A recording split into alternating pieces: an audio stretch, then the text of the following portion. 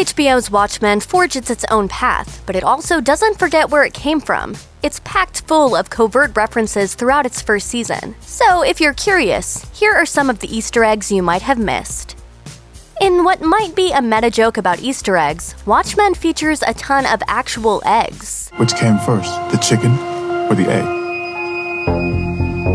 The answer appears to be both. Some serve as references to the comic series. For example, in the first episode, as Angela Abar breaks up egg yolks in a bowl, they form the smiley face you might recognize from the cover of the first issue of Watchmen. There are plenty of other eggs throughout the season that are more generally symbolic. Dr. Manhattan conjures and drinks one during his first date with Angela. In the fourth episode, we see a couple that gets some much-needed fertility help from the mysterious Lady True spilling eggs on their porch. And during the series finale, Angela finds one egg left unbroken among the others she smashed to the ground earlier in the evening. Dr. Manhattan left that egg behind after his death as a way of transferring his powers. Angela consumes the egg, but whether she has his powers is left ambiguous.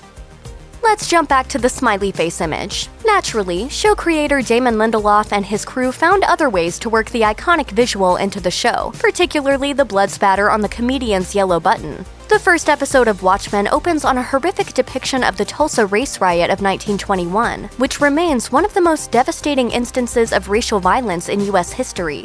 White citizens attacked Greenwood, a primarily African-American neighborhood, looting, robbing, and killing with abandon. In Watchmen's universe, descendants of the attack were paid reparations, causing resentment among white supremacists. In that sequence, the show sneaks in a terrible, tragic reminder of the button, a blood spatter on the head of young Will Reeves that perfectly mimics the smiley face. A similar blood splatter can be spotted later in the same episode on Judd's badge during his hanging. Watchmen takes place in a world quite different from ours, where Nixon never resigned and Robert Redford was the president that followed him. A lot is different culturally too, including the popular reading material. Max Shay's pirate yarn Tales of the Black Freighter is prominently featured and excerpted in the original comic. That explains why there are so many references to pirates in the show, specifically a detective named Pirate Jenny, a costume donned by one of Angela's children, a skull and crossbones wax seal on the game warden's letter, a pirate flag, the name of Laurie's hotel, and more. Several characters are also spotted reading a book called Fog Dancing in quick blink-and-you'll-miss-it shots, another novel written by the prolific fictional Shay. Seems like it's pretty good too. Would you like me to get you another book? No, I like this one. When a young Angela looks at a series of VHS tapes in the show's 7th episode, one of them is a Hollywood adaptation of Fog Dancing. Both versions of Night Owl were major characters in the Watchmen comic, but his story doesn't get much play in the show. The show is, however, rife with actual owls and references to the nocturnal birds. Laurie even has a pet owl. What's his name? Who? The owl. Who? That's his name. Ask him yourself. Angela's other daughter dresses as an owl, and the kids also have a few owl toys visible on their dresser. Plus, when Angela dons night vision goggles, she looks eerily like Night Owl himself. The first Night Owl's famous tell-all book, Under the Hood, also makes a cameo. In the first episode, a copy of the book is on doomed Sheriff Judd Nelson's desk when Angela stops by his office, and during their subsequent chat, she sips coffee from an owl-shaped mug.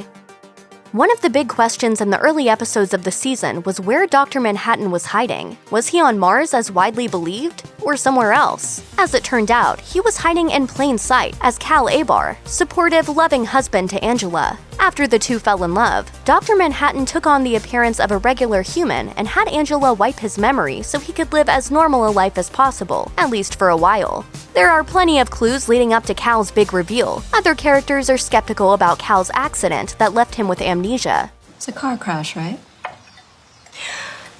I've done a lot of research on memory.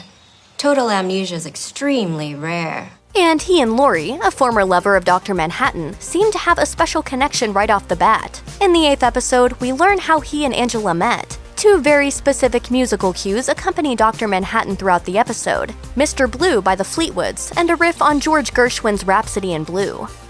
In the Watchmen universe, the US wins the Vietnam War decisively thanks to Dr. Manhattan's help. and President Richard Nixon is exalted as a hero. Vietnam becomes the 51st state, and Nixon is remembered as an American icon. Throughout the series, Vietnam's inclusion in the United States is addressed rather broadly. Angela grows up there, and Saigon is mentioned repeatedly as an American city. During Judd Crawford's funeral, the flag draped over his coffin looks very different from the real flag, and it bears 51 stars. During the show's pilot, when Looking Glass interrogates a suspect inside a mysterious chamber that shows alternating patriotic and disturbing images, Nixon's face can be seen on a revised Mount Rushmore.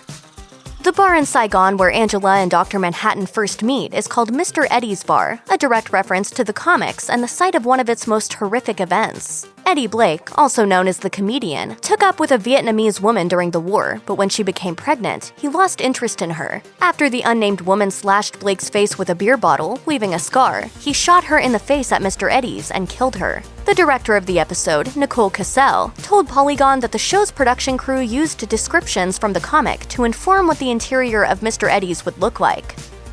Dr. Manhattan explains towards the end of the season that everything that will happen has either already occurred or is happening right now, making every outcome inevitable. He's also notably the son of a watchmaker. As such, there's a clock motif that runs through Watchmen, connecting Dr. Manhattan's thought process and wisdom to Adrian Veidt. Veidt, who spends years imprisoned on Europa with cloned servants created by Dr. Manhattan as his only company, writes a play for the clones to perform called The Watchmaker's Son. It's a retelling of Dr. Manhattan's origin story, though it burns one of the clones to death rather than giving him superpowers. Beyond that, there are plenty of clocks in the show, all of which reference the comic's Doomsday Clock, as well as its final cover, which itself depicts a bloody clock. Check out one of our newest videos right here. Plus, even more Looper videos about your favorite shows are coming soon. Subscribe to our YouTube channel and hit the bell so you don't miss a single one.